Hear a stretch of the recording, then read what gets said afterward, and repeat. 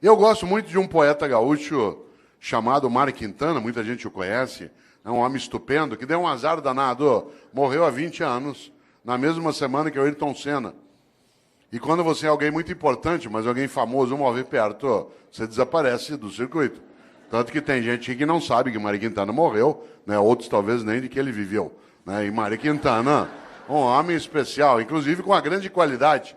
Ele morreu solteiro, com quase 88 anos de idade. E ele tem a melhor resposta que eu já vi para não se casar. Todas as vezes que alguém perguntava a Mário Quintana, mas por que o senhor nunca se casou? Ele dizia, sempre preferi deixar dezenas de mulheres esperançosas do que uma só desiludida. Que é um argumento ecológico, é um argumento que nos ajuda, né, a pensar um pouco. Pois bem, Mário Quintana tem uma trova especial. Ele disse, um dia pronto, me acabo. Seja o que tem de ser, morrer, que me importa, o diabo é deixar de viver. Olha só, um dia pronto, me acabo. Seja o que tem de ser, morrer, que me importa, o diabo é deixar de viver. E quando que você e eu deixamos de viver? Quando a gente tem uma vida pequena, banal, fútil, inútil, superficial. Afinal de contas, nós somos mortais. Isso significa que nós não temos a eternidade para ter uma obra que honre uma vida para que ela não se apequene. No livro Qual é a Tua Obra, aqui mencionado, que aliás dá título a esta palestra, eu menciono também, né, um autor britânico do século XIX chamado Benjamin Disraeli. Benjamin Disraeli foi, inclusive, o primeiro-ministro da Rainha Vitória. Benjamin Disraeli diz o seguinte, a vida é muito curta para ser pequena. A vida é muito curta para ser pequena. Já basta que ela curta seja para que eu consiga apequená-la de algum modo.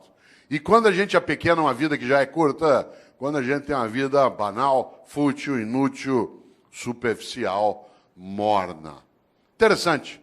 Nós temos hoje aqui um grande grupo de homens e mulheres que no campo do município ou do estado atua na atividade pública, isto é servidor. É aquele ou aquela que tem uma capacidade imensa de fazer algo especial, ganhar a vida cuidando de vida.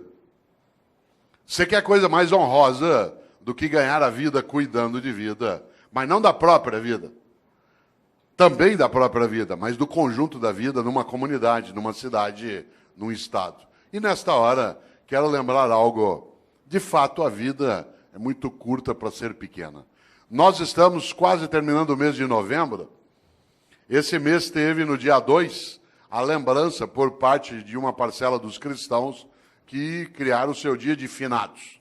O dia de finados tem uma finalidade, fazer com que você e eu nos lembremos de algo especial, que mortais somos. Aliás, você sabe que nós somos o único animal que é mortal. Porque, embora todos os animais morram, nós somos o único que, além de morrer, sabe que vai morrer. Por exemplo, teu cachorro está dormindo sossegado agora. Teu gato está lá, numa boa. Você, desde que eu falei, está pensando. Por isso, nós não somos só mortais. Nós sabemos disso e o fazemos desse modo. Olha que coisa boa. Por isso, eu queria lembrar exatamente nessa direção. O dia 2 de novembro, para alguns, lembra exatamente a ideia de finados. E é interessante porque este mês, curiosamente, ele é o penúltimo mês do ano. Mas ele nem sempre foi assim. Olha que coisa. Aliás, se o teu filho te perguntar, por que o mês de novembro é o mês 11? O que o mês de dezembro é o mês 12? O que você vai responder? Talvez você não saiba, mas como lembrou o presidente, eu sei. Em compensação, tem muita coisa que você sabe e eu não sei. Muita coisa que você conhece eu não conheço. Sorte sua e sorte minha. Soubéssemos as mesmas coisas, nós íamos ficar nos repetindo. Ainda bem que você sabe uma coisa, eu sei outra, a gente troca e cresce. Vida é isso. É a capacidade de partilha. Parênteses, dentro do parênteses, partilha. Vida é partilha. Homens e mulheres que não sabem partilhar não têm uma vida que possa ser tão elevada. Afinal de contas, uma vida que tem abundância é aquela em que há partilha. Exemplo, nós nos aproximamos da lembrança do Natal para algumas pessoas. Uma mesa de Natal abundante não é aquela que tem muita comida, é aquela que tem partilha. Às vezes a única coisa que você tem sobre uma mesa de Natal é comida. E muita. E nenhuma partilha. Vida é partilha. Afinal de contas, é só lembrar algo decisivo. Vários de nós aqui, ou aqueles que nos assistem, quando mais jovens, tínhamos menos dinheiro, menos recurso financeiro. A sociedade brasileira era mais pobre do que ela é hoje. Vários dos nossos pais tiveram menos dinheiro do que nós. Vários dos nossos tínhamos menos recurso. O país ele foi elevando a nossa capacidade de renda. Claro que ainda longe daquilo que a gente deseja e merece, mas absolutamente superior ao que já tivemos há 40, 50 anos. Portanto, vou contar uma coisa que quem é jovem talvez não imagine. Vários de nós, quando mais jovens, a gente ia almoçar no domingo na casa de um irmão, do pai, da mãe, de um parente. Não tinha possibilidade de fazer um almoço se cada um não levasse alguma coisa. E aí vinha um milagre magnífico na vida. Cada um de nós levava um pouquinho. Mas na hora de ir embora, todo mundo levava mais do que tinha trazido. Esse é um milagre maravilhoso. Esse é um milagre da multiplicação. Olha que coisa.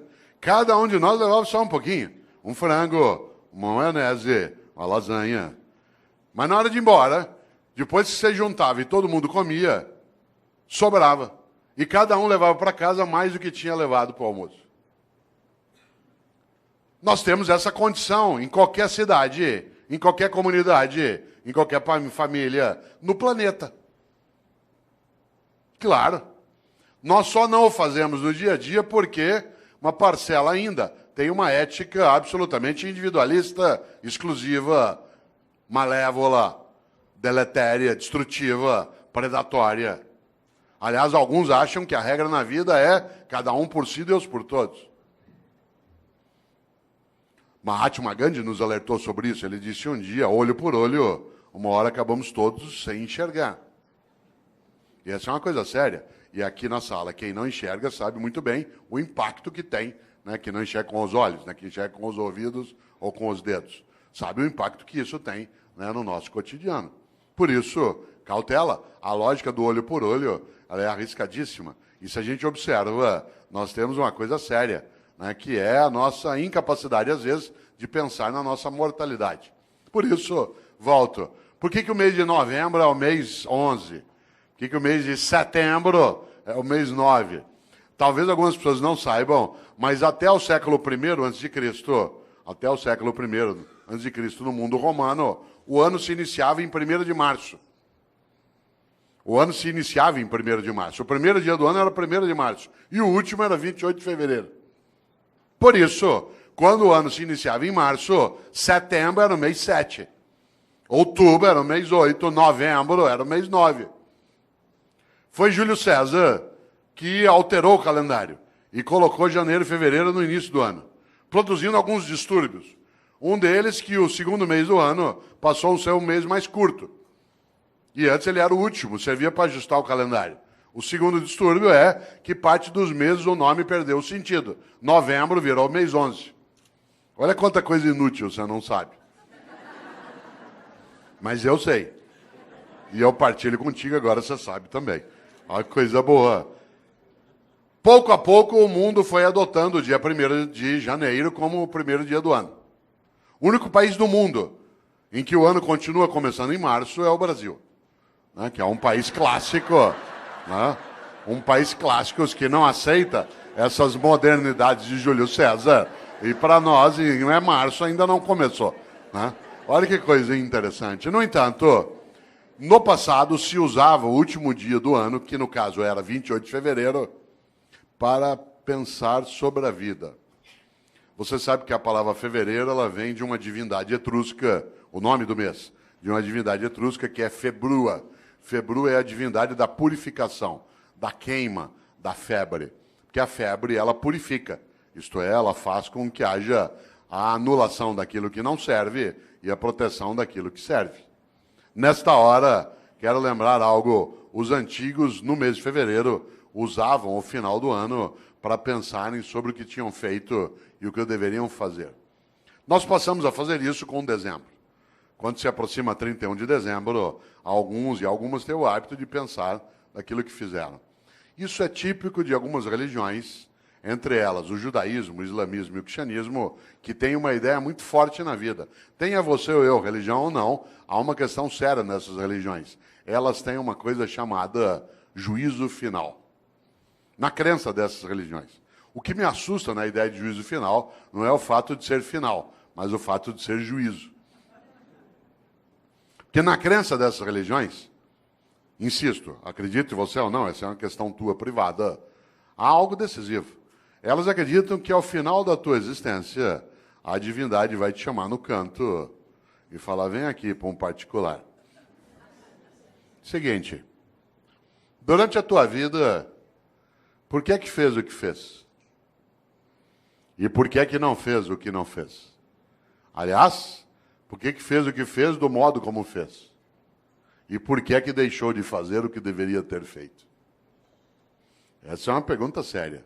Algumas pessoas na vida não esperam o dia de juízo final para meditar sobre isso. Vão fazendo durante a própria vida.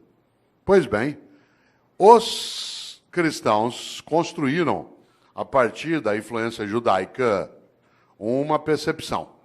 E essa percepção ela se consignou na ideia também de juízo final no último livro da Bíblia dos cristãos, que é aquele que fala do fim, que é o livro da Revelação ou o livro do Apocalipse. Quem aqui tiver uma Bíblia cristã, dê uma olhada um dia. Esse livro é um livro terrível. Ele não é terrível porque é horroroso, mas porque ele traz algumas coisas para meditar. E se você observa, lá no livro do Apocalipse, no capítulo 3, versículo 15 e 16, os cristãos escreveram: Deus vomitará os mornos. Deus vomitará os mornos. Aliás, a frase completa é: porque tu não és quente nem frio, hei de vomitar-te. Olha que frase forte. Conhece gente morna? Gente que não é quente nem fria, gente que é mais ou menos. Que é quente ou frio não, que não cheira nem fede. Sabe gente morna?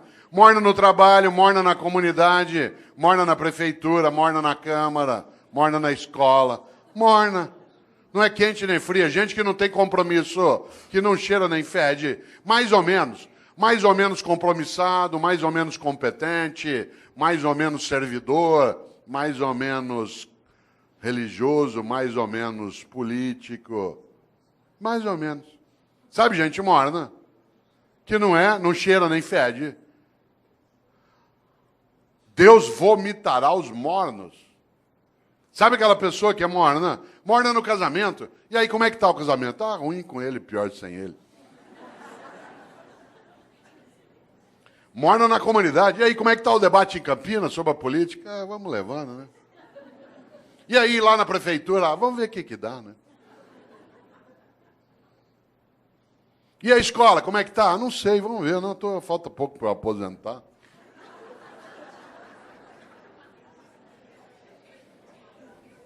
Deus vomitará os mornos. Gente que é morna na amizade. Você vai apertar a mão dela, com licença, ela dá só a pontinha do dedo. Você aperta aquela minhoca desmilinguida. Você vai abraçar, a pessoa abraça meio de lado, meio parece que tem nojo. Sabe gente que economiza afeto? Pessoas que esquecem que afeto e conhecimento é uma coisa que se você guardar, você perde. Afeto e conhecimento, guardou, perdeu. A única maneira de ter afeto e conhecimento é repartir. Gente que é morna na cidade, morna no casamento, morna no serviço público. Morna, não é quente nem fria. É morna na religião. Conheço gente, por exemplo, que vai a um culto ou a uma missa. Um dos meus sobrinhos é pastor presbiteriano aqui em Campinas. E às vezes a gente brinca, né, sobre isso, curiosamente. Porque tem gente que vai a um culto ou a uma missa e escolhe o horário da missa, por exemplo, pelo tamanho rápido que ela tem. Se eu vou à missa das 10, naquela igreja que o padre faz uma missa rapidinho. Então vai para quê? Ou você acha que teu Deus é tonto? Você chama ele de todo-poderoso e ele não sabe que você escolheu uma missa curta. É um Deus palerma. Atenção. Deus vomitará os mornos. A vida é muito curta para ser pequena.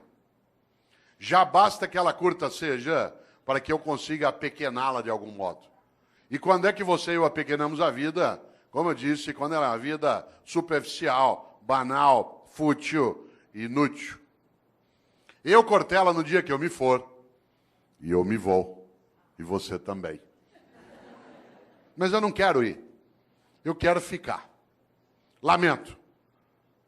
Só tem um jeito de ficar. Se você fizer falta. Eu tenho um livro chamado Viver em Paz para Morrer em Paz. E nesse livro eu faço uma pergunta na capa que eu queria fazê-la aqui agora. A pergunta é, se você não existisse, que falta faria? Não pense nisso numa sexta-noite após beber um pouco. Se você não existisse, que falta faria? Por exemplo, tem gente que faz uma falta imensa. Tem gente que faz uma falta imensa na tua vida. Alguém que te criou, alguém que te apoiou, alguém que estava contigo. E tem gente que não faz falta nenhuma. Teve gente que não vai poder ir ao teu Natal porque não está ou já morreu, vai fazer uma falta imensa. E tem gente que não vai e vai te dar uma alegria imensa. São aqueles que nos dão o agradável prazer da ausência delas. Já imaginou? Cuidado! Você sabe que morrer é ser esquecido. Você, quando faz falta, não é esquecido. Não é casual que no grego arcaico o verbo para morrer e o verbo para esquecer seja o mesmo, que é letos, de letal. Porque morrer é ser esquecido. Enquanto alguém lembrar de você, derramar uma lágrima, der risada por algo que você fez e que ele recordou, pegar uma roupa tua e cheirar e ter uma boa lembrança ou saudade, enquanto a pessoa olhar algo que você fazia, querer lembrar de uma comida que você gostava, você continua vivo. Morrer é ser esquecido. Claro, se você for a um cemitério agora dia 2, você deve ter notado. Né? Tem túmulo que está abandonado, tudo caído, o vaso não é cuidado mais. Aí morreu. Enquanto alguém estiver contigo, na memória, no coração, olha a palavra que eu vou usar de propósito, na recordação. Recordar é fazer passar de novo pelo coração. Recordar, recordes. Você continua vivo. Interessante. Há pessoas que morrem em vida, porque são banais, fúteis, inúteis, e não fazem a menor falta. Tem gente que nos faz, repito, uma falta imensa. Só tem um jeito de fazer falta. Para fazer falta na vida, você tem que ser importante. Não confunda importante com famoso. Tem muita gente que é importante e não tem a menor fama, e tem muita gente que é absolutamente famosa e não tem a menor importância. Uma pessoa importante é aquela que faz falta. Por exemplo, enquanto nós estamos aqui agora, tem uma auxiliar de enfermagem no hospital da Prefeitura do Estado que está lá tirando as escaras de alguém que está em coma há 3 meses. A pessoa nem sabe que está sendo cuidada. Aquela pessoa é absolutamente importante, aquela enfermeira. Tem alguém que está ajudando a cuidar do abastecimento em Campinas, que está agora numa repartição, fazendo nota de empenho para a gente poder ter reforma na escola, poder ter via pública estruturada. Tem alguém que está numa Câmara Municipal ajudando a preparar projetos. São pessoas absolutamente importantes, mas que não são, de maneira alguma, famosas. A fama passa. Eu, Cortella, às vezes eu sou famoso, depende da semana, do programa de televisão que eu participo. As pessoas passam a semana inteira, te vi na televisão, te vi na televisão.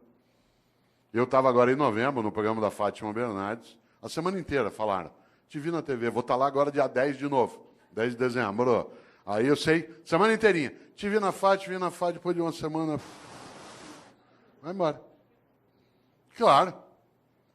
A fama passa, a importância fica. Só tem um jeito de ficar, ser importante.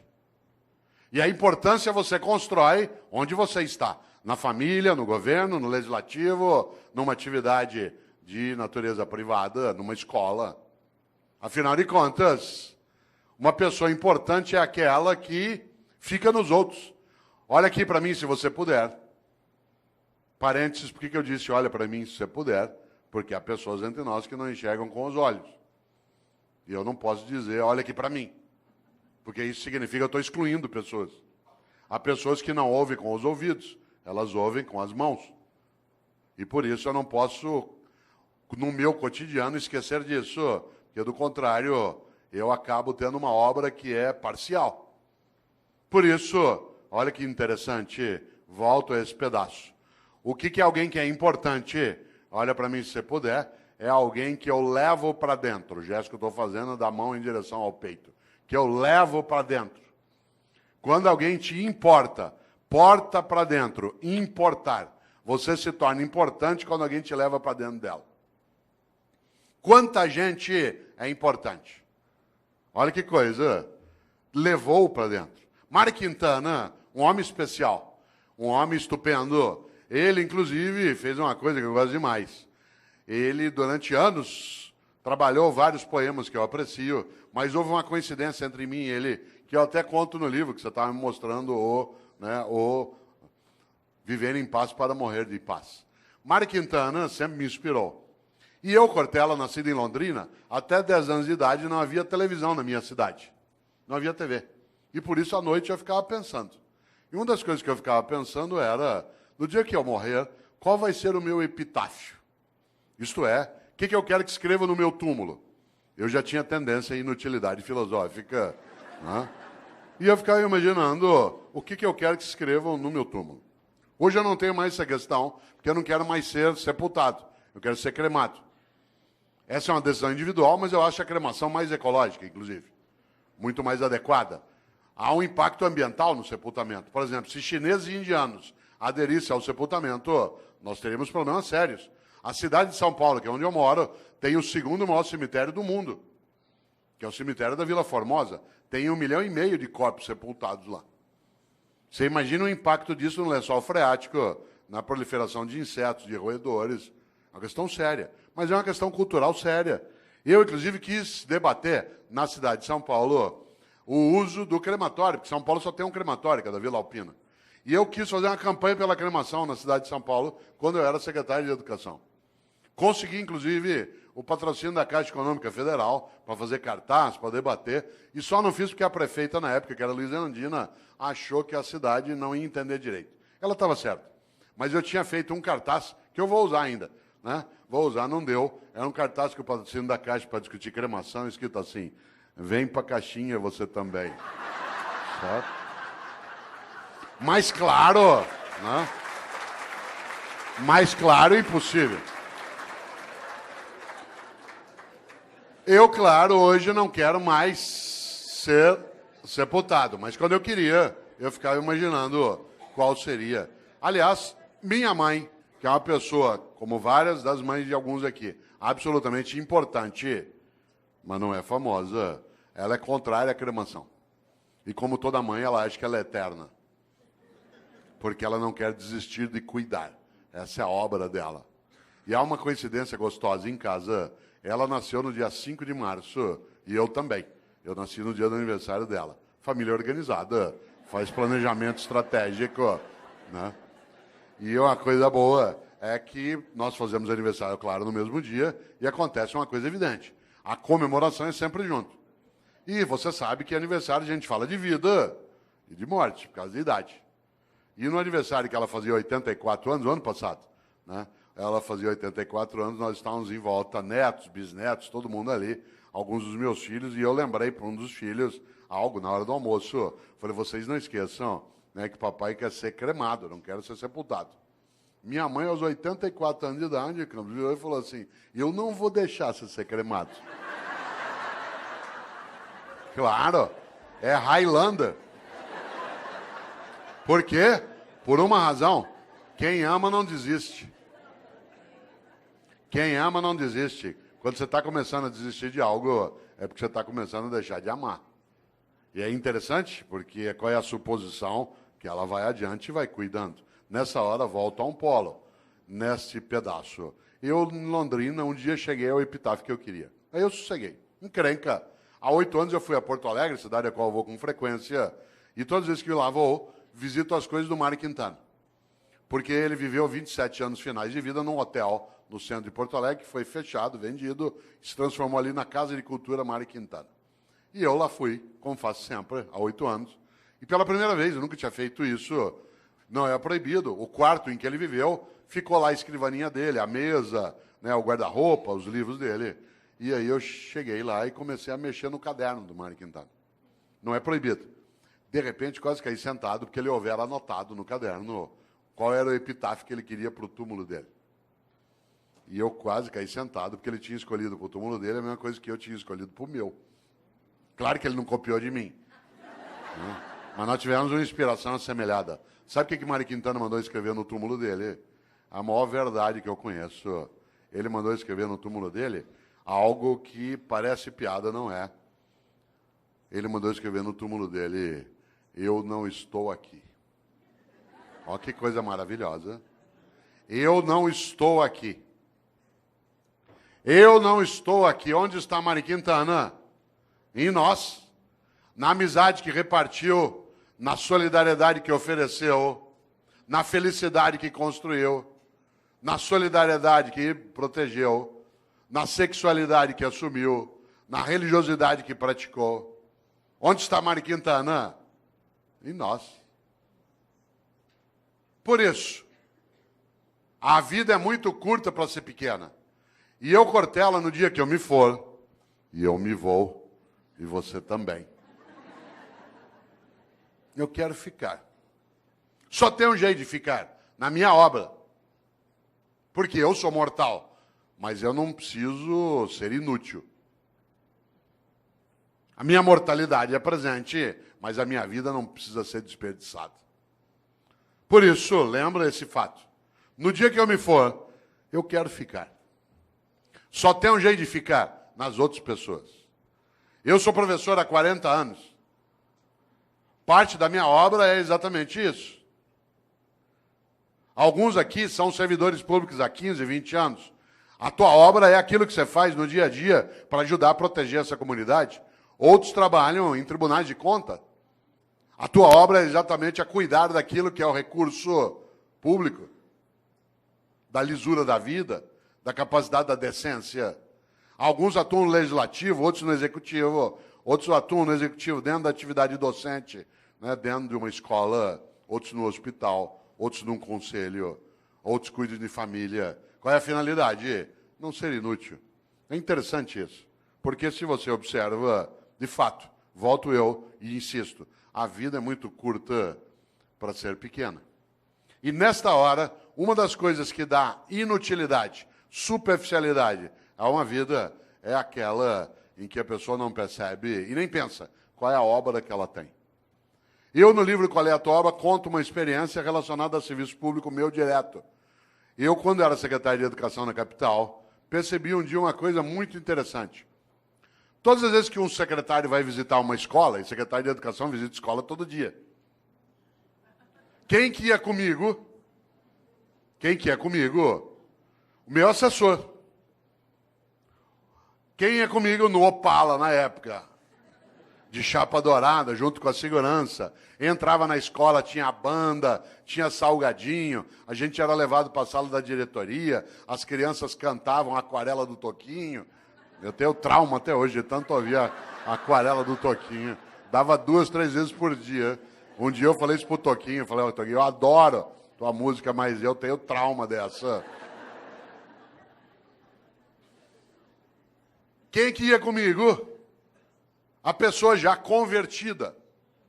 Isto é, aquela que era do projeto político, que tinha entrado no mandato. E, portanto, já estava previamente convencida de qual era a finalidade do que se fazia. Quem é que não entendia direito o que fazia? O servidor do dia a dia. Isto é, no andar que eu era secretário, lá no fundo tinha uma cozinha, onde ficava Dona Maria, sim, uma pessoa real, que fazia café o dia inteiro para servir no gabinete do secretário. Porque a gente vai recebendo pessoas e tomando café. No mesmo andar, lá no fundo, ficava um rapaz que tirava cópia xerográfica. No andar de baixo ficava a contabilidade, onde se fazia a nota de empenho.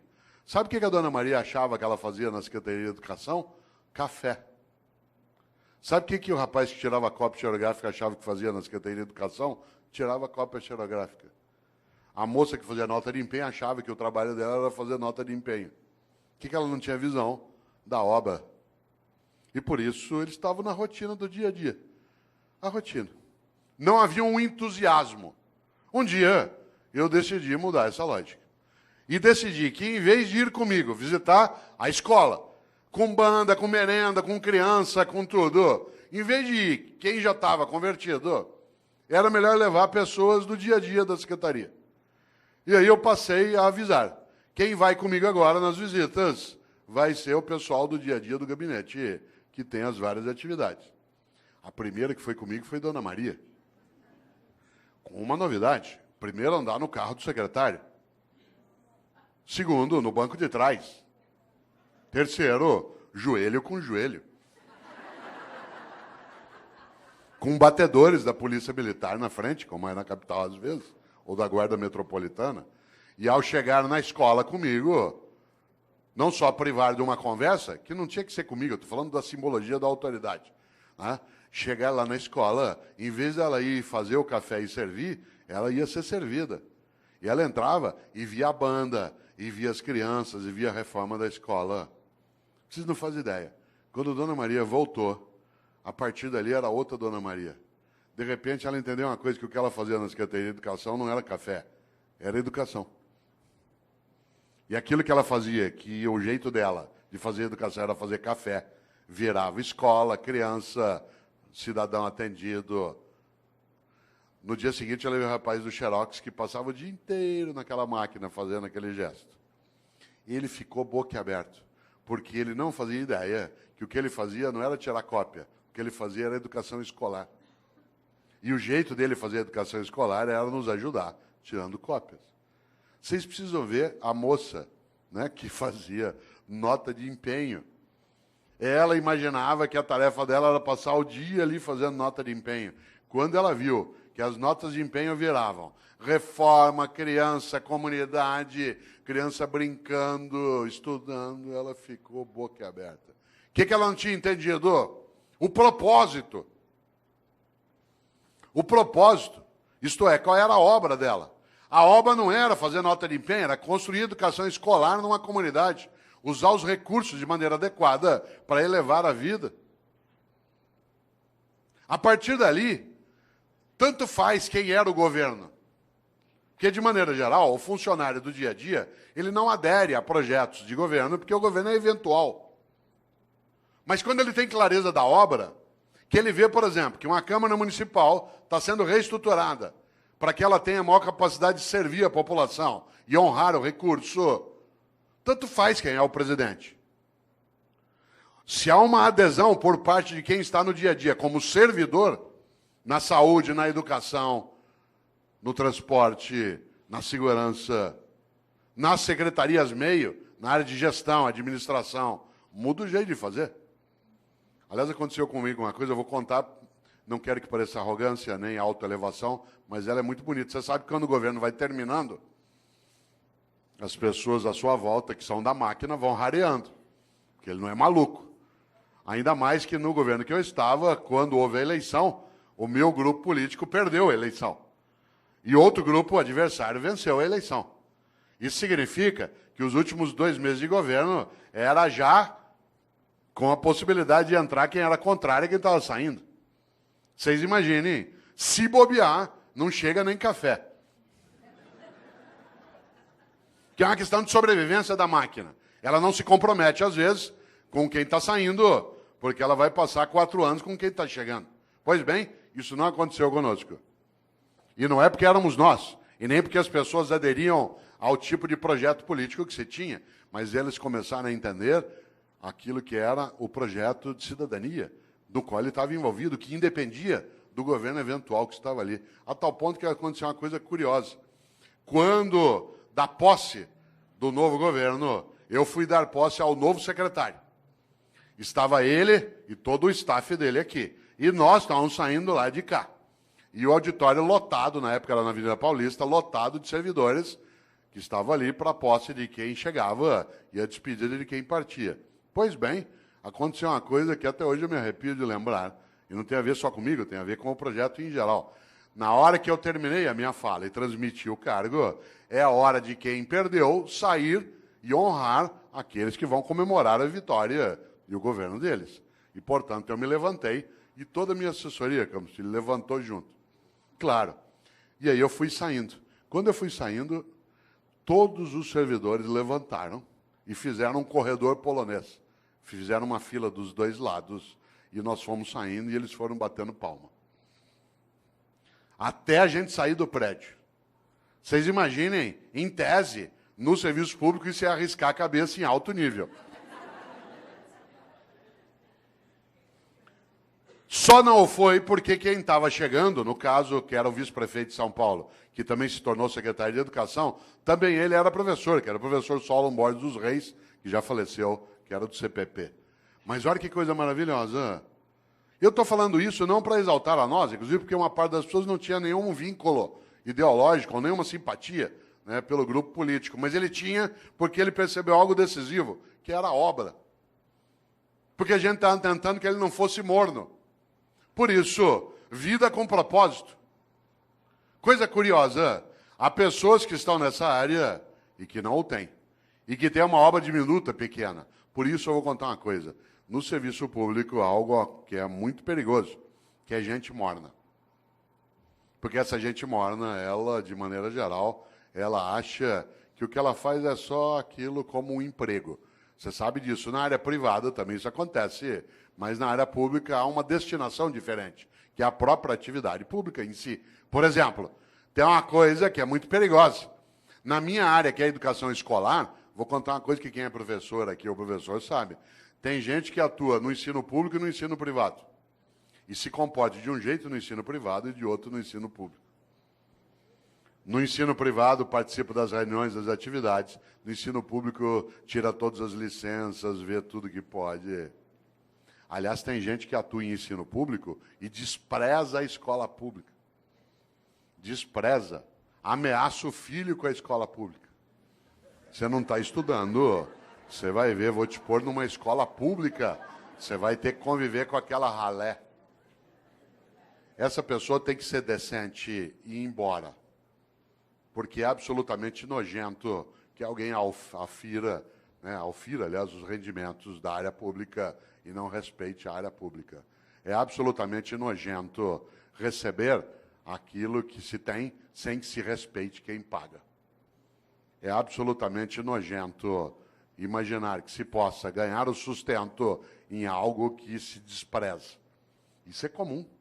Isso é comum, inclusive, a pessoas que no dia a dia, você sabe, eles argumentam que ele vai ser mais ou menos, também pelo salário que me pagam. Você já imaginou esse princípio aplicado ao corpo de bombeiros?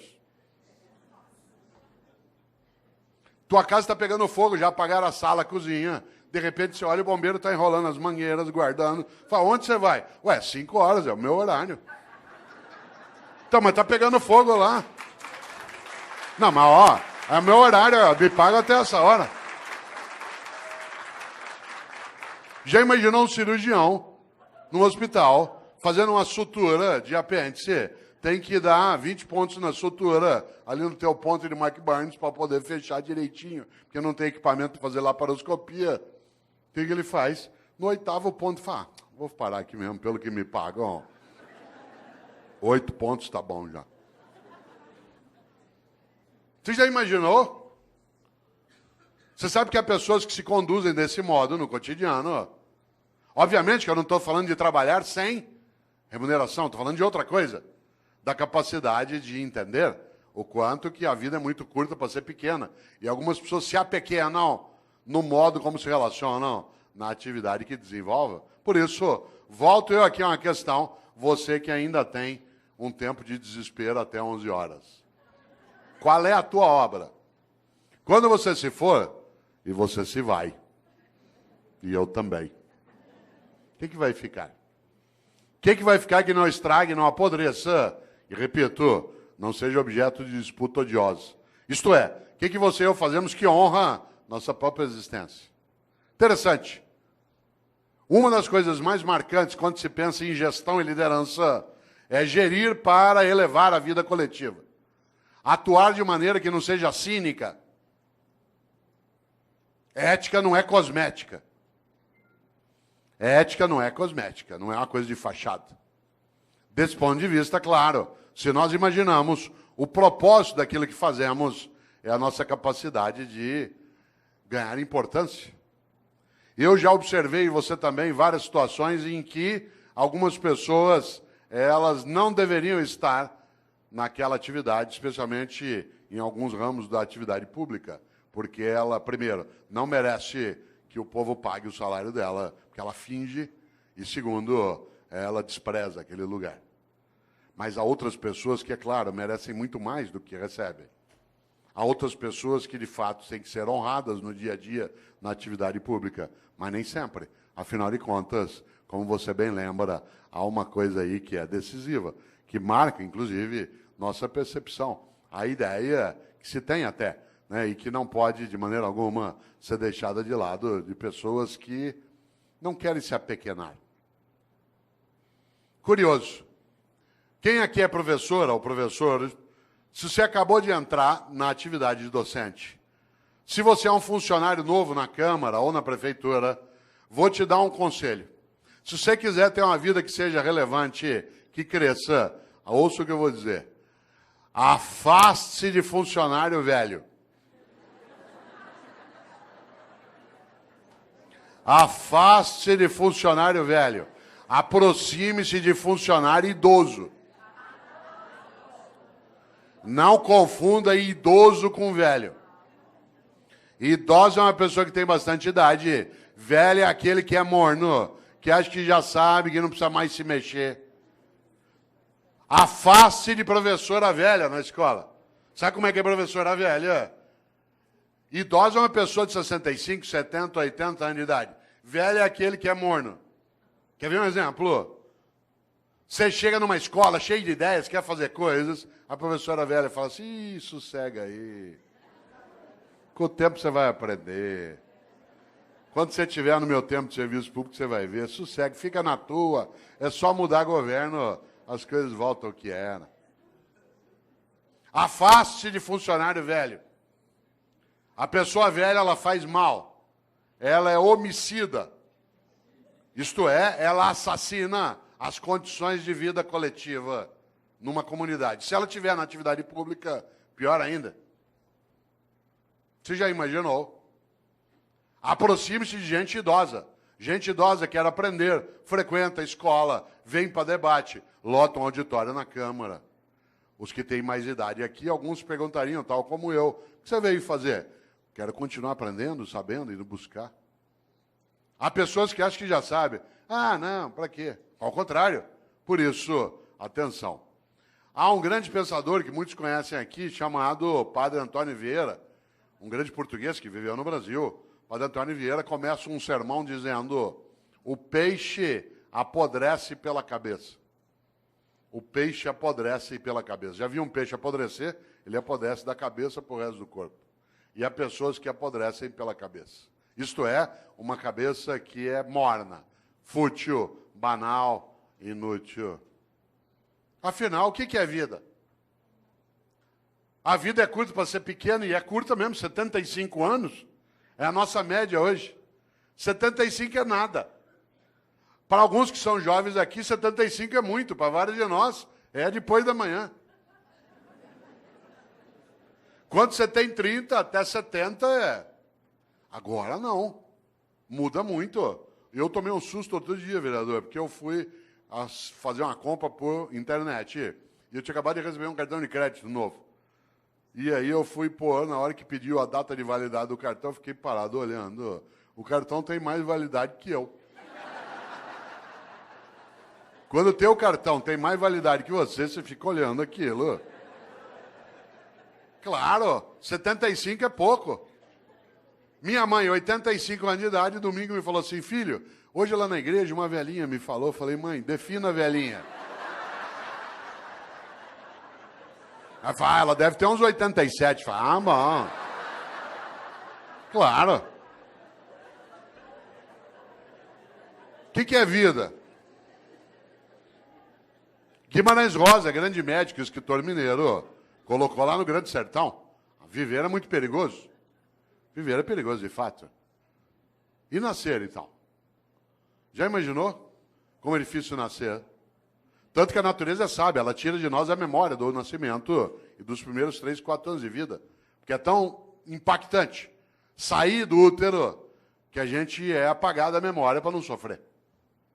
O lugar mais seguro que você já teve no universo é o útero da tua mãe. Tanto que quando você está mal, você quer voltar para lá. Você estava lá 8 meses e meio, numa boa, sem fazer nada. Meio líquido, nós adoramos meio líquido. Você estava lá balançando, não tinha que respirar, era alimentado automaticamente por um tubo, não tinha quase ruído, não tinha luminosidade, não havia contato, a temperatura era sempre equilibrada, homeostática. Melhor lugar do universo que você já teve. Tanto que quando você está mal, você quer voltar para lá. Você perdeu um amigo, perdeu alguém, perdeu um amor, você quer ficar no escuro, deitado, com o joelho em direção ao peito. Posição fetal. Você olha no hospital para pessoas com problemas mentais, nuas no pátio, deitadas assim, encolhidas. Claro, você estava lá numa boa, sossegado. De repente, depois de 8 meses e meio, esvaziou o líquido. E você começou a sentir contrações à tua volta.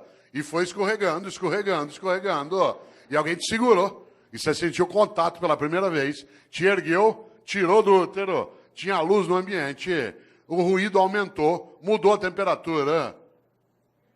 E a pessoa te ergueu, te deu um tapa na bunda. E aí você fez o primeiro gesto fora do útero, que é...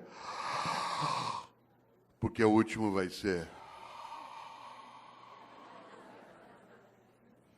Entre a primeira vez que você faz e a última que você faz, tem vida. Por isso que é bom não desperdiçar isso. E tem gente que desperdiça humilhando pessoas, sendo hipócrita, fingindo, desviando. Olha só. E ainda tem uma encrenca, dura só 75 anos. Divididos do seguinte modo... Do 0 aos 25, você está se montando. Tua estrutura física, psíquica, relacional, cognitiva, reprodutiva. Dos 25 aos 50, você está reproduzindo outros humanos e trabalhando em alta intensidade.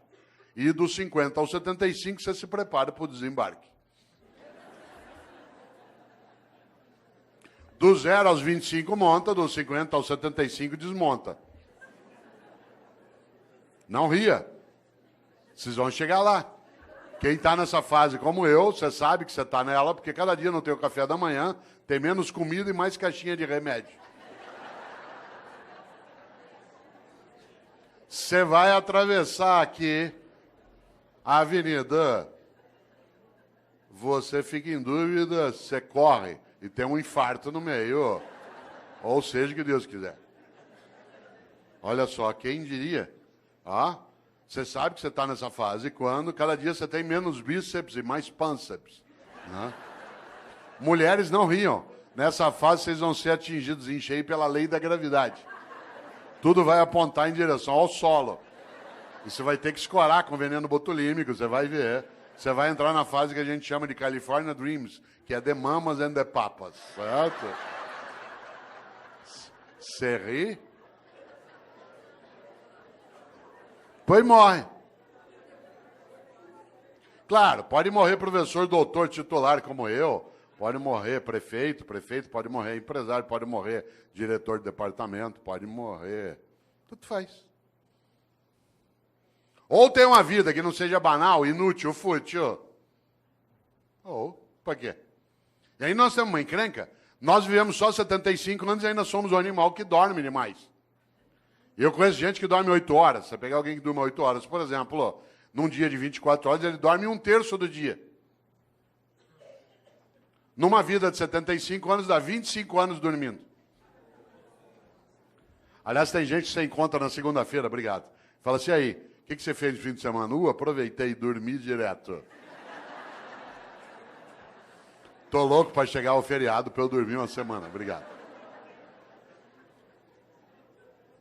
Chama-se animal racional, olha só. Nós não somos só um animal que dorme demais, nós somos um animal que come demais. Cada um de nós come, de acordo com a FAO, a área da ONU que cuida de alimentos, 1,5 kg por dia de alimentos. 1,5 kg dia de sólidos, líquidos e gasosos. 1,5 kg, não é tanto. Por exemplo, você já comeu hoje, vai comer daqui a pouco, depois toma um lanche, uma latinha de refrigerante de 300 ml tem 300 gramas. Hoje até 11 da noite você já comeu mais do que 1,5 kg. Como tem fome no planeta, alguns de nós comemos mais do que isso para dar essa média. 1,5 kg. Ao final de uma vida de 75 anos, 1,5 kg dia dá 42 toneladas de alimentos. 1,5 kg vezes 75 anos. Enquanto você estiver vivo, você vai deglutir 42 toneladas de alimentos do planeta. Ah, claro, nós somos um animal que não tem só sistema digestório, nós temos sistema excretório também. E por isso, para o planeta não sair do eixo, a lei de Lavoisier tem que imperar. Cada um de nós também libera diariamente 1,5 kg de dejetos, sólidos, líquidos e gasosos. O que ao final de uma vida dá 42 toneladas de excrementos. Quando você se for, o planeta não será mais o mesmo. Você terá deglutido 42 toneladas dele e deixará como herança às próximas gerações 42 toneladas de excrementos. Qual é a tua obra?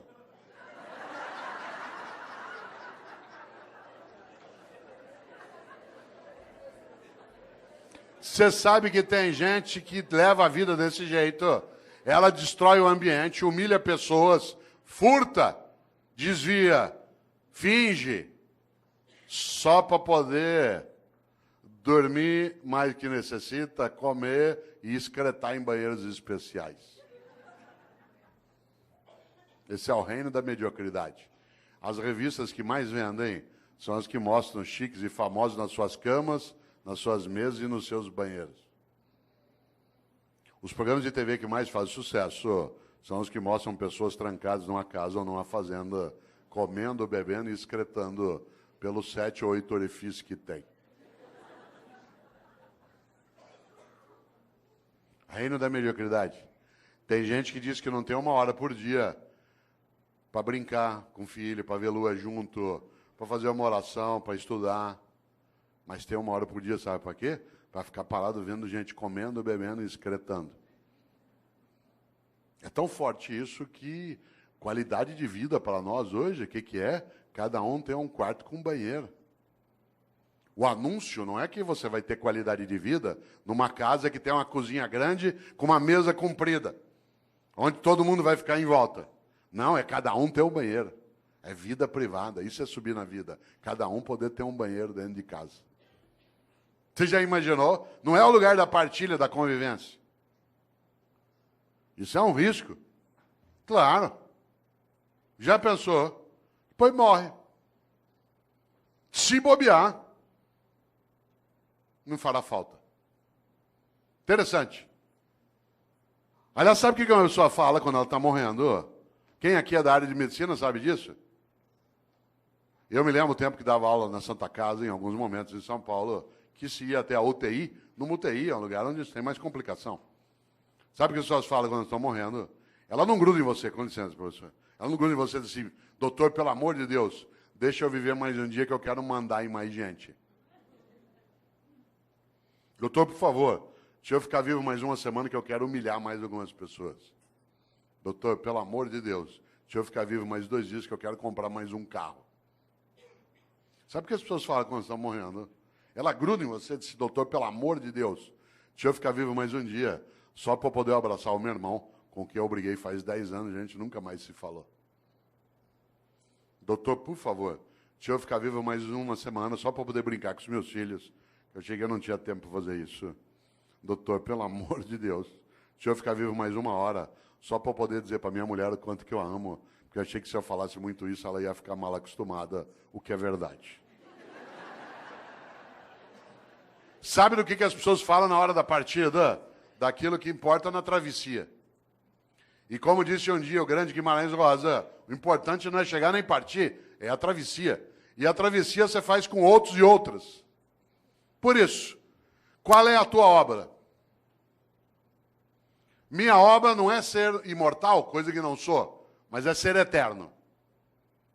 E eu não sou eterno do ponto de vista religioso, eu sou na obra que deixo, naquilo que ajudei a fazer naquela cidade, naquela família, naquela repartição, naquela secretaria, naquele legislativo. Algo que no dia que eu partir, e eu partirei, e você também, que eu não tenha medo de me perguntarem por que fiz o que fiz. Você já imaginou? Essa é uma das coisas mais fortes. Agora eu vou te contar uma coisa, aproveitando que você ainda tem quase 26 minutos de desespero. Muita gente não quer nem saber dessas questões. Sabe por quê? Porque ela quer viver de maneira automática, robótica. Para que pensar sobre isso? Para que pensar sobre a obra? Ao contrário, quando a gente encontra num dia como hoje, um auditório na nossa Câmara Municipal, pleno de homens e mulheres, para pensar coisas desse tipo, é sinal que a gente tem alternativas boas. Isso é um belo sinal daquilo que a gente precisa e precisa fazer. Nesta hora, volta a um polo. Há pessoas que envelhecem a cabeça, a prática e a percepção. Ela não frequenta uma escola porque ela acha que já sabe. Nem uma escola de governo, nem uma escola do legislativo. Gente velha acha que já está pronta. Isso é um perigo. Um dos meus filhos, o André, que tem 37 anos, ele até faz o prefácio de um livro meu, chamado Não Nascemos Prontos. O André, quando ele tinha 18 anos, um dia ele estava fechado no quarto dele em casa, em São Paulo, ouvindo rap. Eu gosto de rap, mas não é qualquer rap que eu gosto. E eu estava na sala em casa ouvindo ópera. Eu gosto de ópera, mas não é qualquer ópera que eu gosto. Música boa para mim é aquela que me emociona. Se ela me emocionar, ela é boa. Quem aqui gosta de ópera sabe que ópera a gente ouve um pouquinho mais alto. Ele saiu do quarto dele injuriado por causa da altura da música. Hoje ele gosta de ópera, na época não. Veio até a sala e falou: pai, pelo amor de Deus, desliga isso, pai. Aliás, eu estava ouvindo uma área do Puccini, que é maravilhosa, que eu não posso cantar aqui porque ela é para soprano, chamada Mio Babino Caro, meu papaizinho querido, que é magnífica. A Maria Callas a gravou um dia. Pena que eu não posso cantá-la aqui, né, por ser para soprano, mas talvez você a conheça. Eu até dou risada, porque tem gente que coloca essa área na igreja em cerimônia de casamento, na hora da bênção das alianças. Eu falei isso outro dia aqui em Campinas. E é curioso, porque ou a pessoa não entende ópera, ou ela entende muito de casamento, porque a área fala de uma menina que vai se matar.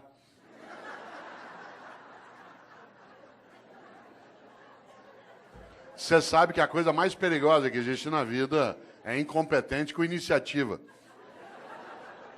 Incompetente com iniciativa é um perigo numa secretaria, num centro cirúrgico, num fogão, no volante de um ônibus, numa sala de aula.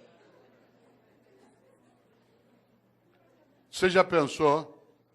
Aliás, deixa eu ver se eu tenho. Olha que coisa interessante. Mio Babino Caro, meu papaizinho querido, né, que é exatamente do grande, do especial Puccini.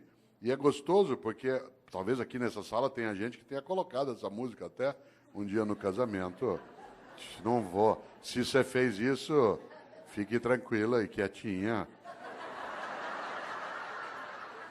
Quer ver? Ó, vamos ver se tem. Olha que bonito. Quer ver? Ó.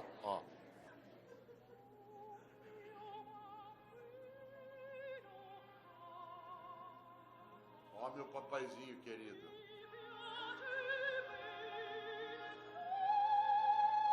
Tenha piedade de mim. Eu aqui na beira da Porta Rossa, né, em Florença. Ou o senhor me dá esse anel de noivado, eu me mato. E a pessoa põe na hora da bênção das alianças. Deve ser premonição. Eu ouvindo ópera, ele ouvindo rap, ele saiu do carro e falou: pai, pelo amor de Deus, desliga isso, pai. Hoje ele gosta de ópera. Falei: André, que pena, você aos 18 anos de idade já está ficando vítima da indigência mental. Você aos 18 anos de idade fechou tua cabeça para aquilo que é diferente do que você já conhece. Você aos 18 anos de idade acha que o único modo de fazer as coisas é como você já fazia. Você aos 18 anos de idade ficou impermeável à renovação do teu conhecimento. Você aos 18 anos de idade acha que a única trilha a ser caminhada é aquela que você já caminhou. Você aos 18 anos de idade está ficando refém da pobreza das ideias. Ele falou: pai, você está ficando louco. Eu falei: André, eu estou ficando louco, você está ficando velho. Insisto, não confunda idoso com velho. Idoso é uma pessoa que tem bastante idade. Velho é aquele que acha que já faz o que pode. Por isso, cuidado na atividade de gestão, na área pública, na área privada, mas essencialmente na área pública, no executivo, no legislativo. É preciso cautela para não envelhecer. A prática, a percepção, a cabeça, porque o próximo passo do velho, com qualquer idade, é ficar morno. E a mornidade torna inútil. E a inutilidade torna absolutamente esquecível. Claro, quem é o grande padroeiro dos velhos? Especialmente na atividade de gestão. Especialmente no campo público, que eu também tenho experiência. Quem é o grande padroeiro? Não são grandes homens e mulheres que lutaram para a vida ter mais sentido. Sabe quem é o grande inspirador de gente velha? De gente que é morna? É o Mendes Sá. Lembra-se do Mendes Sá? Um dia uma professora de História do Brasil dava aula sobre os governos gerais, falou sobre o Tomé de Souza, falou sobre o Duarte da Costa. Quando estava falando sobre o Mendes Sá, viu um aluno distraído lá no fundo e para pegá-lo, claro, virou e falou assim, Paulo, o que fez Mendes Sá? Ele disse, fez o que pôde. Cuidado com o Mendes Sá. Gente, nós temos que ter mais relevância naquilo que a gente faz aqui na nossa gestão. Eu faço o que eu posso. Gente, nós temos que ter um nível maior de eficácia na atividade pública. Eu faço o que eu posso. Gente, nós temos que dar uma destinação mais sólida para o recurso originário do povo. Eu faço o que eu posso. Cuidado. Essa é a falência da ação. É a admissão da síndrome do possível. No Brasil tem uma coisa chamada síndrome do possível, que é um perigo. Quer ver um exemplo? Você leva teu carro no mecânico hoje à noite aqui em Campinas, diz, olha, meu carro está com um barulho estranho. Ele diz, vou fazer o possível. Você vai ao médico e diz assim, doutor, eu estou com uma dor no pâncreas. Vou fazer o possível. Você chega para um funcionário, olha, eu precisava disso. Vou fazer o possível. Você desanima. Imagine que você está aqui agora, você sabe que ainda faltam 21 minutos para você se libertar de mim, você começa a se irritar, você tem coisa séria para fazer, de repente você começa com uma dor, uma cólica no baixo ventre, que vai para lá e para cá, tua perna direita começa a tremer, você começa com um pouco de sudorese, ânsia de vômito, calafrio, isso é sinal de apendicite. A gente pega você, leva para um hospital aqui perto, afere tua temperatura, vê que você está com indício, te para anestesia, vai levando para o centro cirúrgico, você vai deitado no corredor, vendo passar aquele teto branco na maca. Aí você gruda na mão do médico e diz assim, doutor, vai dar certo a operação? Ele diz, vou fazer o possível.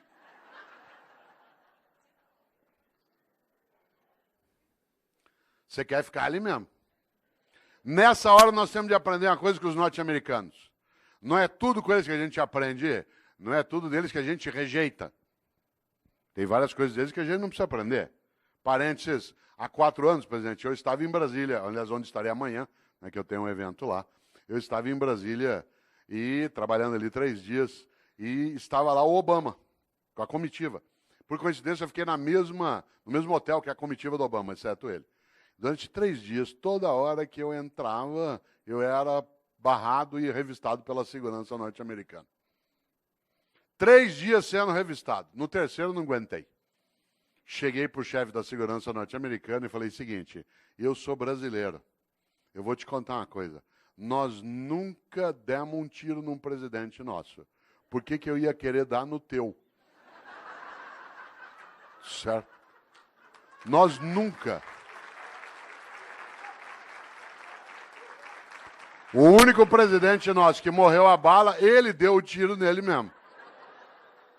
Vocês já mataram 5 e deram o tiro em 11. Larga deu. Ele não entendeu nada. Mas tem coisas dos americanos que a gente tem que observar. Por exemplo, quando você pede uma coisa para o norte-americano, ele diz, I will do my best.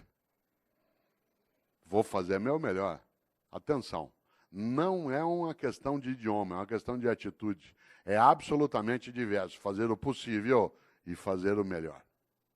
Por isso, pergunto aqui para você agora, mas não quero que você responda, só que você reflita. Na tua atividade, na atividade que você tem no executivo, na prefeitura, no estado,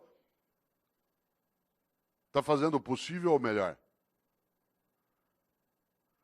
Não é o melhor do mundo, é o teu melhor, na condição que você tem, enquanto você não tem condições melhores para fazer melhor ainda. Pergunto de novo, mas não responda. Está fazendo o possível ou o melhor? Insisto, não é o melhor do mundo, se for ótimo, é o teu melhor, na condição que você tem, enquanto você não tem condições melhores para fazer melhor ainda. Porque se você ou eu, podendo fazer o meu melhor, me contento com o possível, eu caio num lugar perigoso chamado mediocridade. Uma pessoa medíocre é aquela que é morna, que está na média, que não é quente nem fria.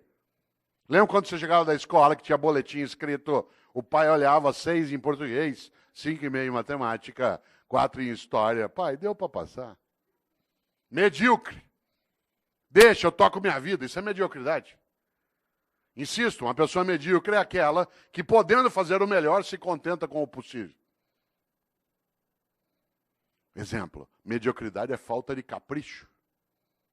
Capricho, sabe o que é capricho? Capricho é você fazer o teu melhor na condição que você tem, enquanto você não tem condições melhores para fazer melhor ainda. Exemplo, minha mãe e eu moramos na mesma rua em São Paulo, por coincidência, e às vezes eu passo na casa dela no fim da tarde. E mãe conhece. Às vezes ele olha para mim, 5 da tarde, e fala assim, você não almoçou ainda, né? E eu falei, não, eu comi um negocinho na universidade. Ela falou, peraí, que eu vou fazer um negócio para você. E é aquela coisa meio mágica de algumas mães. Em 5 minutos aparece uma coisa para eu comer. Eu sou filho de italiano, uma coisa comum. Um pouco de talharina com azeite e sal em cima, mais nada. E eu, com a fome que eu estou naquela hora, comeria o prato vazio. Portanto, ela pode fazer qualquer coisa. Mas sabe o que ela faz? Faz um macarrão com azeite e sal. Mas antes de servir, pega um tomatinho cereja, corta em 4 e põe em cima. Capricho. Capricho é você fazer o teu melhor na condição que você tem, enquanto você não tem condições melhores para fazer melhor ainda. Eu, no Paraná, quantas vezes, caipira, ia até a roça visitar a casa de alguém, quem aqui conhece sabe, na roça, aquela casa que a gente chama de pau a pique, casa de barro com madeira trançada, entrava na casa, chão de terra, tudo varrido. Tudo varrido, capricho. Ah, mas o chão já é de terra, capricho, fazer o melhor na condição que tem, enquanto não tem condições melhores para fazer melhor ainda, para não ser medíocre. Pedia eu para tomar um gole d'água na roça. A mulher corria pegar uma canequinha, daquela de alumínio, toda amassada. Areada. Passava areia em volta. Ah, mas já é pobre mesmo. Epa, pobre, mas é limpinho. E tem gente que não é pobre, limpinho não é. E tem gente que é pobre e não é limpinho. Medíocre. Pobre na roça tem roupa de ver Deus. Vai à igreja. Pode, não, roupa não é nova, às vezes tem remendo, mas está limpinha. E põe no sol para coarar. Quantas vezes eu, como secretário de educação na capital, ia visitar uma escola municipal? Teto caindo, água escorrendo, culpa nossa do poder público. Mas a escola toda arrumada, limpinha, as carteiras em ordem, velhinhas, mas em ordem. Florzinha, sala dos professores. Capricho. Capricho é você fazer o teu melhor na condição que você tem, enquanto você não tem condições melhores para fazer melhor ainda. Tem gente que é medíocre. E aí a obra fica medíocre. Ah, mas do jeito que me pago. Ah, mas do jeito que é. Ah, mas eu não tenho condição. Todos os dias nesta cidade, às 3:30 da manhã, algumas pessoas acordam, pegam 2, 3 ônibus ou a moto e vão trabalhar no resgate do Corpo de Bombeiro ou do SAMU. Passa o dia tirando gente do meio de ferragem. Para ganhar no fim do mês 3.200, 3.400. Já imaginou? O que ele faz ali? O melhor. Se você perguntar para ele por que ele faz, ele falou, porque é importante fazer. Fazer o melhor naquela condição.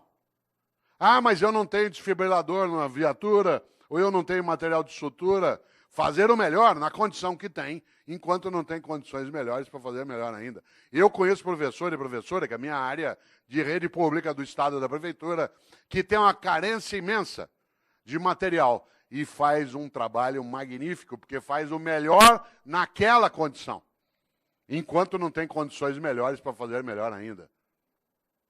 Há pessoas que, em nome da condição, degradam a ação, em vez de ter um trabalho que é concomitante. Luta para melhorar as condições e vai fazendo melhor com aquelas que tem. Ah, mas aqui é assim, eu faço o que eu posso. Por isso, cautela. Quero aproveitar agora esses teus 13 minutos de desespero para pensar um pouco uma ideia dentro disso. Para a vida ter propósito, para você e eu não termos uma vida banal, fútil, inútil, superficial. É preciso, acima de tudo, que nós sejamos capazes de fazer o nosso melhor. Para isso é necessário pensar na obra. Para isso é preciso, acima de tudo, não ser morno ou morna. Afinal, como eu disse várias vezes e repito, a vida é muito curta para ser pequena. E a gente é pequena quando tem uma vida banal, fútil, inútil, medíocre. Nesta hora, Você conhece gente que é mãe medíocre, pai medíocre. O medíocre não é o que é pobre, não é o que não tem recurso, é aquele que com o recurso que tem não cuida do melhor modo que consegue com aquele mesmo recurso. Você tem cidade em que o executivo quase não tem condição e ele cuida do melhor modo, naquela condição. Ah, mas aqui é assim, cautela. Nesta hora, quero lembrar algo decisivo. Um dos homens que eu mais admiro na história é um pensador italiano do século VI, chamado Benedetto di Nursia, Bento de Núrcia, que os católicos, os anglicanos e ortodoxos chamam de São Bento. São Bento criou uma ordem religiosa, uma ordem maravilhosa chamada Beneditina, com um lema magnífico. Aliás, um belo lema para a ordem religiosa, porque o lema da ordem beneditina é ora et labora, reza e trabalha. Reza e trabalha, porque só rezar sem trabalhar as coisas não acontecem. E só trabalhar sem rezar as coisas perdem reverência. Reza e trabalha. Mas o mais interessante é que Bento de Núrcia, o São Bento, criou uma regra de funcionamento para a ordem beneditina. Essa regra diz o que o monge pode e não pode fazer, deve e não deve fazer. E eu quero trazer aqui, para ir amarrando a reflexão, aquela regra que para mim é a mais importante. No livro Qual é a Tua Obra, que é da editora Voz, eu trago um pouco essa discussão, mas eu a retomo mais recentemente no outro livro, que hoje o presidente trouxe para assinar, que é o Pensatas Pedagógicas. São Bento criou uma regra. E a regra que eu queria trazer aqui, que para mim tinha que estar no alto de toda a Câmara Municipal, toda a escola, toda a cidade, toda a prefeitura, toda a secretaria, toda a família, é a regra de número 34. O monge que desobedecer essa regra, que eu vou dizer, é mandado embora da ordem. Não tem direito à estabilidade. E eu acho que essa deveria ser uma regra presente em todas as áreas. A regra 34 de São Bento diz: é proibido resmungar. É proibido resmungar. Não é proibido discutir, não é proibido debater, não é proibido discordar. É proibido resmungar. Sabe gente que só resmunga em vez de agir? Gente que passa o tempo todo amaldiçoando na escuridão em vez de acender vela. Aliás, a frase predileta do resmungão é: que horror, alguém tem que fazer alguma coisa.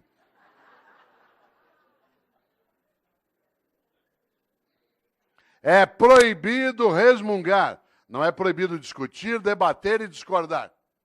Mas o resmungão é medíocre. Aliás, todo resmungão é vagabundo. Toda resmungona é vagabunda.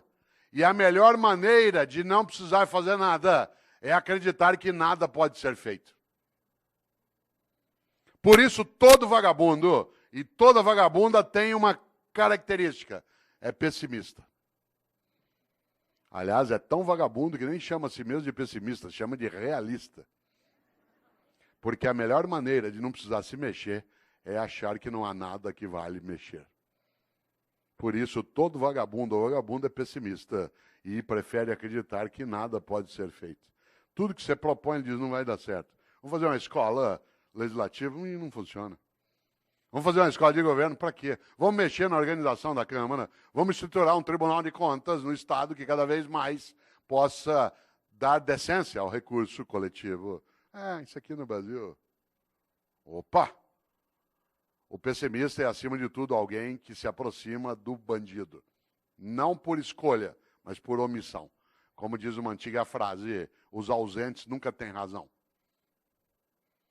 Vamos fazer uma palestra para discutir qual é a tua obra e isso não funciona, não vem ninguém. Ó. O que faz o otimista? Tem uma encrenca. O otimista tem que ir atrás, juntar, procurar, chorar, se arrepender, querer largar. Falou, vou largar isso, eu vou sair disso aqui. Para quê? Não funciona. Mas o pessimista, ele tem uma coisa. Ele não tem esforço nenhum a fazer. Aliás, o pessimista, você já notou, a única coisa que ele faz é sentar e esperar dar errado. Aí você fala assim, mas não está dando errado. Ele fala, espera que você vai ver.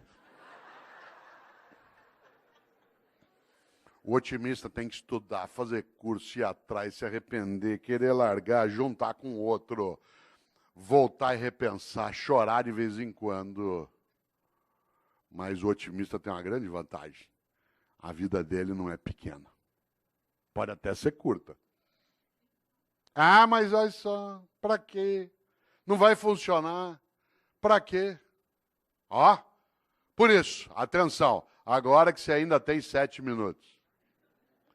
É proibido resmungar. Não é, repito, proibido discordar e debater. Resmungar, sim. Nós vivemos em 2014 no Brasil uma coisa belíssima. Um debate sério, em vários momentos, em outros nem tanto. Numa eleição, nós não estamos habituados a debater. A tal ponto que metade quase tentou matar a outra metade. Que ele não está habituado ao debate no dia a dia. E nós estamos aprendendo a fazer. Mas nós tivemos coisas que são maravilhosas. São 7 eleições em seguida, num país de 514 anos, primeira vez. Bom demais, democracia é uma coisa que a gente constrói junto. Democracia não é ausência de ordem, é ausência de opressão. Claro que a ordem tem que existir. Democracia não é ausência de ordem, é ausência de opressão. Nesta hora, o que diz o pessimista? Ah, isso não vai funcionar. Olha só. O que faz o otimista? Junta, volta, vai outra vez, se arrepende, se candidata, não quer mais, acha que esse chefe vai liquidar, resiste mais um pouco, vou esperar, quem sabe ele morre. Ué, a natureza também nos ajuda em algumas coisas. O que eu quero dizer com isso? Qual é a tua obra? Quando você se for, e você se vai, e eu também, o que vai ficar? Eu tenho certeza, você não quer ser medíocre, nem eu. A gente não quer ter como nosso patrono Mendes Sá. Eu faço o que eu posso. A gente não quer envelhecer a cabeça, a prática, a percepção, a própria vida. O que a gente quer? Fazer o melhor na condição que a gente tem, enquanto a gente não tem condições melhores para fazer melhor ainda. Diz, mas Cortella dá na mesa, sabe por quê? Porque tanto faz se eu faço o melhor ou não, não vai acontecer nada. Essa é a hora que é necessário lembrar exatamente que é proibido resmungar. Você só terá uma coisa a ganhar se você não for medíocre. Uma vida que não seja fútil, inútil, banal. Afinal de contas, independentemente de existir ou não, um juízo, essa é uma questão individual, vale algo decisivo. De novo, Mário Quintana. Um dia pronto, me acabo. Seja o que tem de ser. Morrer que me importa. O diabo é deixar de viver. Aliás, outro gaúcho, Aparício Torelli, que apelidou a si mesmo de Barão de Itararé, tem uma frase que parece óbvia, não é? Ele dizia, a única coisa que você leva da vida é a vida que você leva. A única coisa que você leva da vida é a vida que você leva. Mas eu queria lembrar, para ir amarrando, algo especial. Um grande homem estupendo, chamado Albert Schweitzer. Um homem que, inclusive, tem influência sobre a cidade de Campinas, porque pessoas que dirigem aqui, o Boldrini, estudaram com Schweitzer e o conheceram também. Schweitzer foi um grande professor e um grande médico. Aliás, ele foi o Nobel da Paz, de 1952. Schweitzer, quando tinha 30 anos de idade, achou que como professor era pouco, que ele queria ser mais importante, não famoso, mais importante. E ele decidiu aos 30 anos de idade fazer medicina. E aí ele foi embora, e 7 anos estudando medicina. Formou-se, sabe o que ele fez? Foi embora para a África, lá para o Gabão. E ficou 50 anos no Gabão, meio século, colocando a vida dele a serviço dos outros. Aliás, no dia que ele morreu, tem uma coisa curiosa. O corpo do Albert Schweitzer está sepultado na Europa, mas o coração está no Gabão. Porque quando ele morreu, o povo do Gabão quis o coração dele, fisicamente. Está sepultado lá no Gabão. Schweitzer, tem uma frase para você e eu não esquecemos, e é a penúltima que direi. Disse Schweitzer um dia, a tragédia não é quando um homem morre. A tragédia é aquilo que morre dentro de um homem enquanto ele ainda está vivo. Olha só, a tragédia não é quando um homem morre. A tragédia é aquilo que morre dentro de um homem enquanto ele ainda está vivo. E o que não pode morrer? A dignidade de uma vida que não seja banal, fútil, inútil, superficial. Mas queria lembrar algo que, aliás, é a última frase do livro Qual é a Tua Obra? Onde está essa reflexão que aqui fiz? Que é uma frase de um francês, que é François Rabelais. Foi monge beneditino. Um homem do século XVI, para quem gosta de literatura renascentista, escreveu o Garganto, a Pantagruel. O especial François Rabelais tem uma frase que eu vou dizer 2 vezes. Ele disse: conheço muitos que não puderam quando deviam, porque não quiseram quando podiam. Digo de novo. Conheço muitos que não puderam quando deviam, porque não quiseram quando podiam. A gente quer, pode e deve. Isso significa que a gente consolida algo que é a nossa capacidade de obra. E agora quero concluir lembrando algo. Dizendo a quem chegou de pouco depois que eu não abriria um debate em função do número de pessoas e porque era uma reflexão, mas agradecendo imensamente tantos homens e mulheres que aqui vieram hoje, para a gente pensar um pouco como elevar a nossa vida, que já é curta, mas que não precisa ser pequena de modo algum. E que cada um e cada uma de nós saiba, no seu dia a dia, a importância de fazer o melhor, em vez de se contentar com o possível. Afinal de contas, é isso que nos levará a ser importantes, a sermos levados para dentro. Por isso, quero terminar com a frase de alguém que eu acho especial, que é Chico Xavier. Eu não sou espírita, não tenho nenhuma crença reencarnacionista, mas acho Chico Xavier um homem santo. Aliás, se eu tivesse alguma autoridade sobre os católicos, ia pedir para nomeá-lo santo, de tão importante. Ele passou a vida, em vez de resmungar, tentando serenar as pessoas, fazendo o que podia, que era o melhor dele na condição que tinha. Chico Xavier, como sabe aqui os espíritas, tem uma frase que serve para você e para mim, porque alguns dizem assim, mas Cortella, agora é tarde. Chico Xavier dizia, embora ninguém possa voltar atrás e fazer um novo começo, qualquer um pode começar agora a fazer um novo fim. Olha só, embora ninguém possa voltar atrás e fazer um novo começo, qualquer um pode começar agora a fazer um novo fim. Por isso, lembro eu aqui para fechar, você e eu temos sim de construir uma vida que nos torne importantes.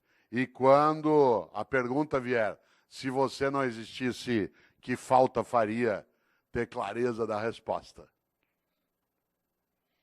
Termino de vez, já disse isso 2 vezes, mas está lá, 11 horas. Termino de vez me despedindo também, agradecendo, cumprimentando o presidente da Câmara, me despedindo com um cumprimento árabe. Eu sou casado com árabe, com uma mulher árabe, né? E os árabes, quem aqui é árabe sabe, os árabes se despedem, tem a ver com a palestra, de um jeito especial.